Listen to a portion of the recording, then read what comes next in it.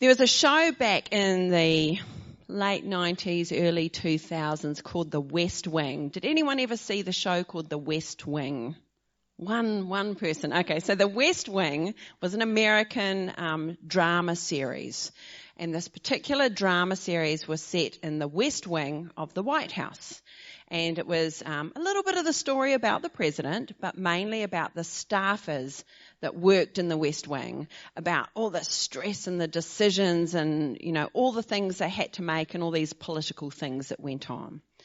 And there was a particular piece in the show where the president was thinking about rerunning to become the president again, but something was going on. He wanted to do something a bit different that might damage his ability to run. And the whole staff, all the top tier staff members had met, and they were sitting around going, what do we do? What do we do with the president wanting to do this?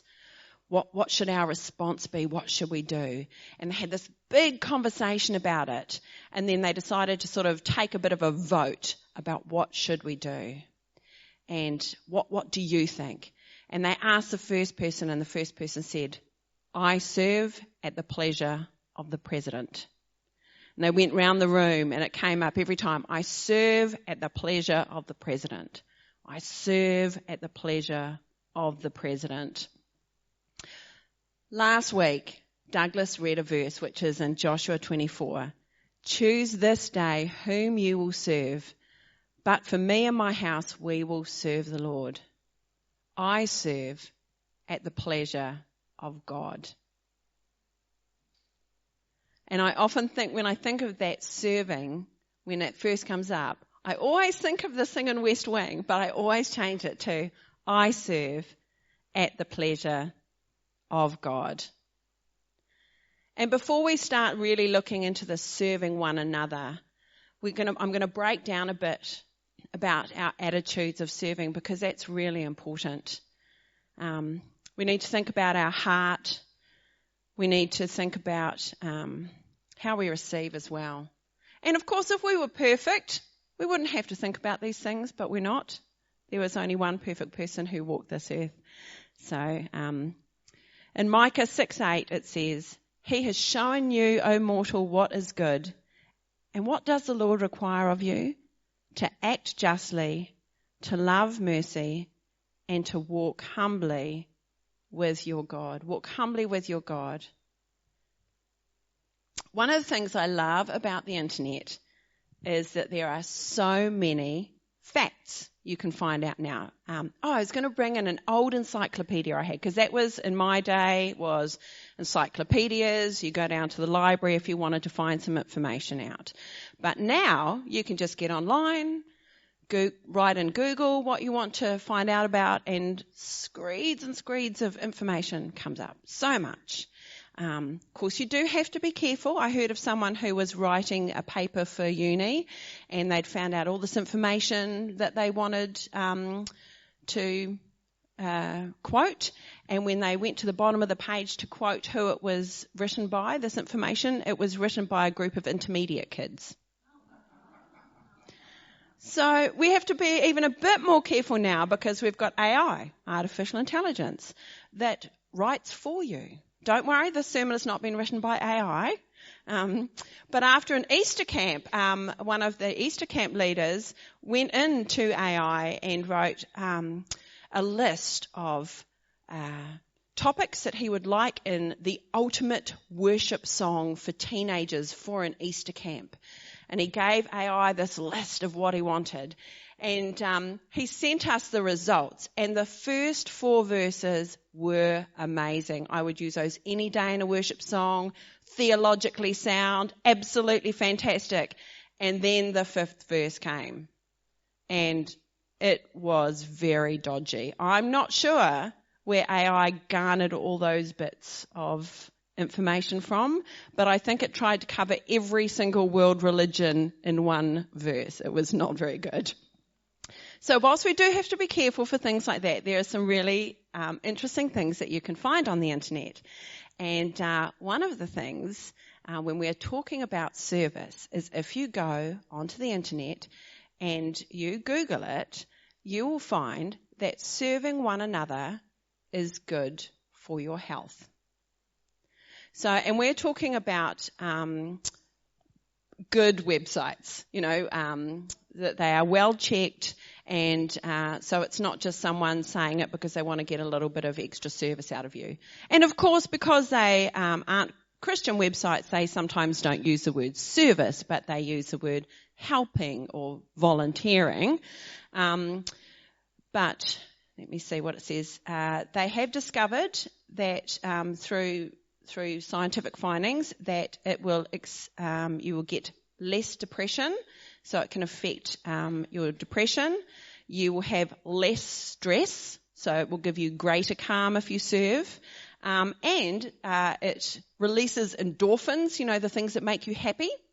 And the other thing is it can positively affect your blood pressure, which is amazing. They've done tests on this. So I can imagine now, after today, you're all going to sign up to go over to the op shop, get off your blood pressure meds. No, that's not the case. So I'm not telling you to get off your medication by serving, but I'm just saying how amazing it is that it is beneficial. And this is where we serve this great God. God knows. He's not telling us to serve just because he wants us to serve.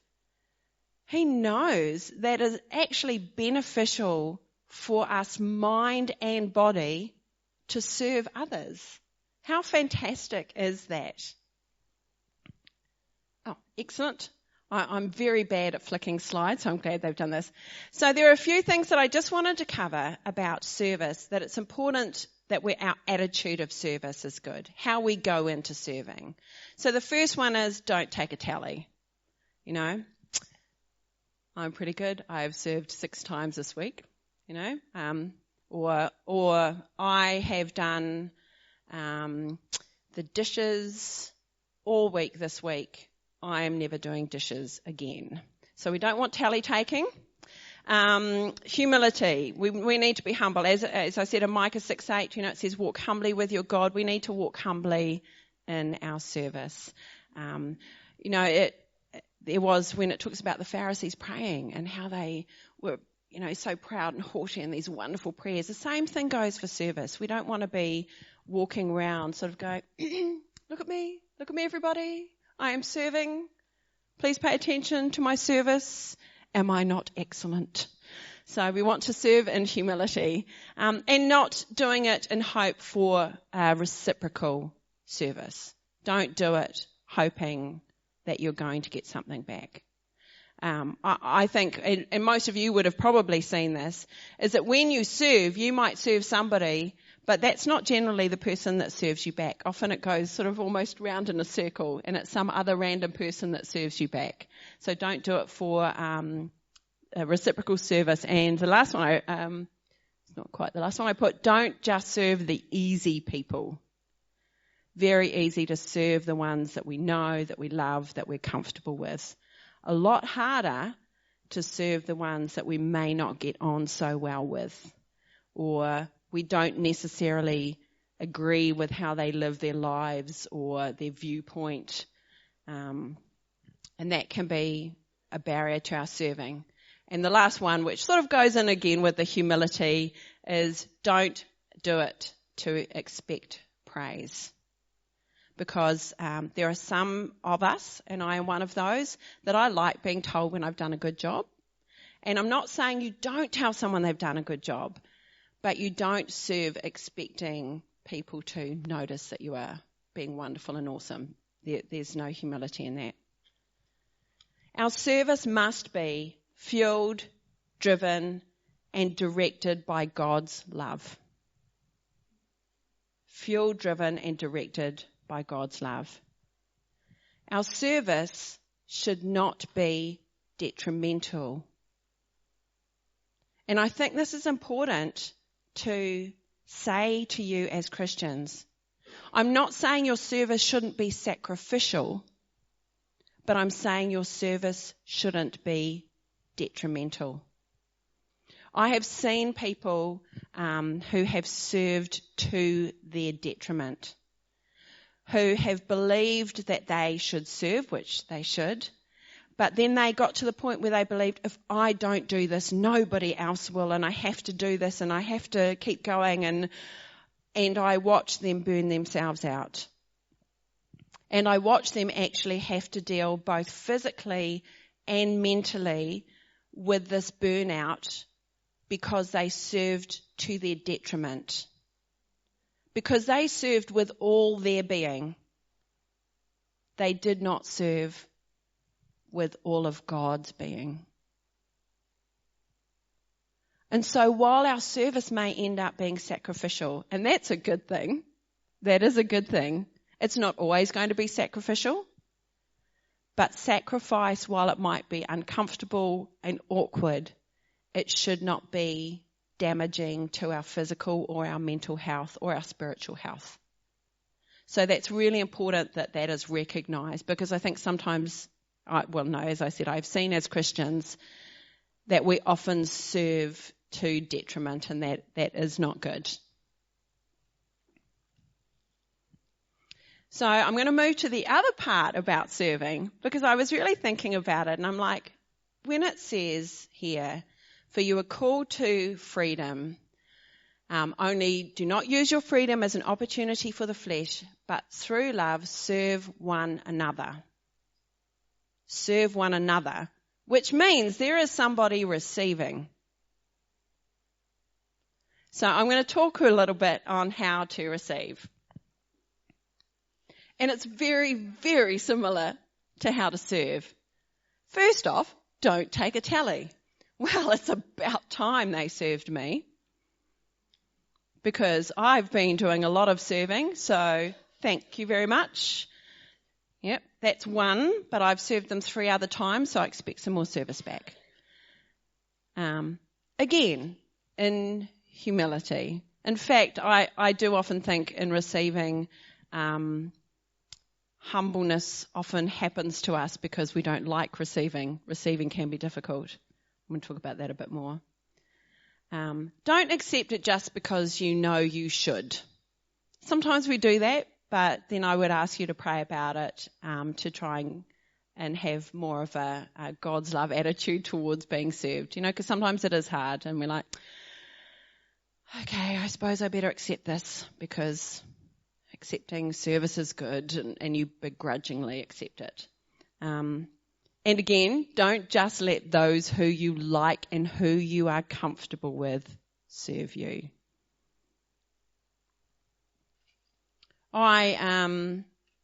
Personally, I find the receiving part quite difficult, and I think this is where it can be hard, that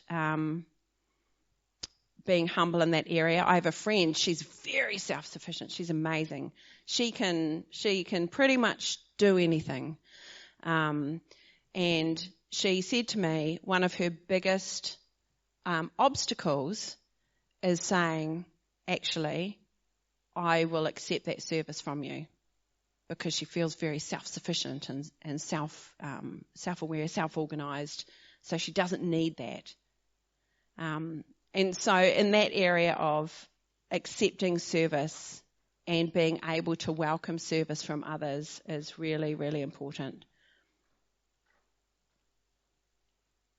A while back when I was, I know a lot of you think I'm young, but I was a lot younger. I had a baby in a pram, and over in Australia, I was living at the time, and they have 7-Elevens over there, and the 7-Elevens at those times had these very, very heavy doors, and I had gotten something at the 7-Eleven, and I was trying to juggle my purchases and my pram outside of this very heavy door. And this man came up to me and he said, "Let me help you. Let me open that door for you." And I said to him, "Oh, no, I'm fine." And he looked me straight in the eyes and he said, "No, you are not. Let me do it for you." And he opened the door and let me walk through with my little girl. And this is where the receiving part can be difficult. Sometimes we're like, "No, I am fine. No, I have got this. No, I'm organised." And we listen only to the serve part, and that serve one another. We forget that the one another means it has to be reciprocal. And so we actually deny people in the area of service because it can be hard to accept it. And we have the greatest example in what Jesus did. The greatest example of him serving. I'll read this to you once again. When he had finished washing their feet, he put on his clothes and he returned to his place. Do you understand what I have done for you? He asked. You call me teacher and Lord, and rightly so, for that is what I am. Now that I, your Lord and teacher, have washed your feet, you also should wash one another's feet. I have set you an example that you should do as I have done for you. Now don't panic. As you can see, there's no bowl of water up here, no towel, because I know that does scare a few people, the idea of foot washing. And some people, you would be the first person in the queue up here to have your feet washed. But when we look, can I have the other picture up? Thanks. When we look at and we think about Jesus and his feet washing, these are the type of feet he would be washing. This is a photo of 4 girls on a missions trip in the Philippines. They were all about 16 or 17, and they'd been wearing sandals all day. And this is what their feet looked like after wearing sandals all day. In New Zealand, when we think about foot washing, we might just wonder if, there's a young guy, sorry men, but there's a young guy that maybe has worn his socks for a day too many, and the smell might not be so great. But we don't necessarily think of this unless you've, travelled those roads and got those dirty feet. And so in Jesus, we had someone who was loved, who was respected, who they had sat at his feet knowing that he was their master and their teacher, that they had these questions and wonders about what he was going to do as the Messiah, but they knew who he was and held him in high regard and high value, and he took his robes off and he sat and he washed feet like that. And if you know the story, the response from the disciples were, no, you can't do this. You can't wash my feet. I am not worthy of you washing my feet. But Jesus got down and did it anyway. And if it was anything like this, it wasn't pleasant and lovely and, rose water and pedicures or whatever it is. But it was dirty. And it was actually sacrificial on his part. He got himself, he derobed, he got himself dirty, washing feet. And it was humbling for the disciples because they had to let someone touch their feet, let someone wash away this dirt, let someone sacrificially serve them. And that was humbling and difficult. And so that's where you see both these sides. It doesn't matter who you are. It doesn't matter. Anyone could and should serve. And it also doesn't matter who you serve. There's no, strata. There's no only these people can serve or only these people can receive. It tells us to serve one another. And in this greatest example of Jesus showing how it's done. He just got right in there and did it. I imagine he knew what he was going to do, probably pre-planned it, needs the bowl of water. But I don't imagine that he was sitting there going, those feet didn't stand in anything terrible. Because our attitude matters. And it's not saying that sometimes you can start serving and you have the wrong attitude and it can become right, because that happens as well. I'll tell you a lovely story about when I filled in for a youth pastor for 6 weeks. He was on sabbatical. I was a volunteer, and all of a sudden I was the youth pastor. I was talking to the children. I was doing the preaching. I was running the show. I was loving every minute of it. And he came back from his sabbatical and we had youth, and the youth went through to the youth group rooms for their prayers and their worship music, and I was standing vacuuming up corn chips. And I remember being there going, I don't want to be vacuuming up corn chips, God. Vacuuming up corn chips isn't fun. I want to be in with the youth. I want to be worshipping. I want to be, speaking your word to them. I don't want to be vacuuming corn chips. And I think God really gave me the equivalent of a smack across the back of the head and was like, this is where you are needed. This is where your service is needed. And my service in vacuuming up corn chips means that God could speak through the message that he had gave the youth pastor for that day, without the youth pastor having to worry about that when he came out of speaking there were going to be still corn chips all over the floor that needed to be taken care of. So I wasn't doing very well in my service, and I was humbled by God in that space. And I'm thankful that God is a gracious and loving God and is wise enough to humble me in that space. And so, as I sort of come to an end of talking about serving one another, I don't know where you're sitting. You might have just been sitting going, yep, I'm good. I know all that. Excellent. Well done. We can always be reminded. Or maybe God is saying to you, hey, remember that time when you served? You served well. Good job. Or it could be, remember that time when you served? Just remember your attitude. You still served, excellent. But I'd love it if it came more from my heart. Or remember that time when you received something? Gosh, you really blessed that person by letting them give to you. So maybe you're thinking of something in your life that's happened. Maybe there's something that God's prompting you right now, that he's been talking to you about, an area where it might be a bit more of sacrificial service and you're not quite ready for that. And you just need a little bit more of prayer around that, and that's good too. Because like I said, our God is a gracious and loving God and guides us gently, firmly, but gently. Because remember, our service and the way we receive being served needs to be fueled, driven, and directed by God's love. If we are called to love the Lord our God with all our heart, all our soul and our mind, and love our neighbour as ourselves, and if we have that as the base of our serving one another, how beautiful would that be?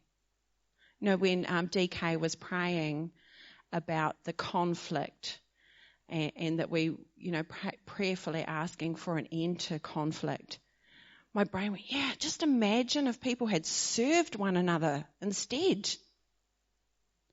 My brother went to a development day at his work, and one of the things that this guy came along who was teaching them for that day, who was an ex-SAS soldier, he said one of the best things you can do for your children, right from as early as they can manage it, is ask them every day how they have helped somebody. And this was a guy who had gone from SAS soldier to like a mental health expert. Ask them every day how they have managed to help somebody. And maybe that's something that you can do for yourself. Maybe it's something you can do for your grandchildren. These lovely conversations. Oh, how did you help somebody today? Because we serve at the pleasure of our God. We serve with our God's love because he first loved us. Let me pray. God, we thank you that you are a loving and a gracious and a caring God. That although there are times when you need to correct us, you are gentle and you are caring and you love. And Father, I pray that as we go today and we think about serving and we think about receiving, that maybe we are more mindful this week of how we can do both better,